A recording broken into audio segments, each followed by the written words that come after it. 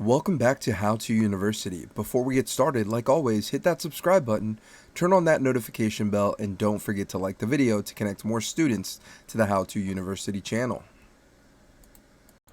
Welcome back. In today's video, we're going to teach you how to delete a product that you no longer want to sell it from your store.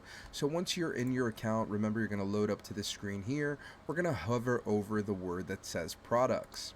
Once you're under products, you're going to select the item that you no longer want to sell. So for the sake of the video, we're going to put this Fuse Essential Kit.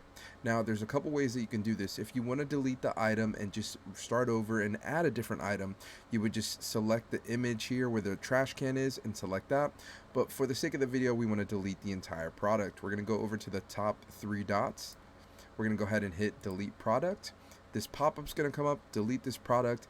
All images and information will be discarded.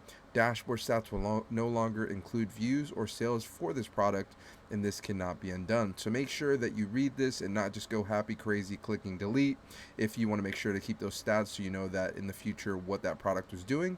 But for the sake of the video, we're going to hit delete.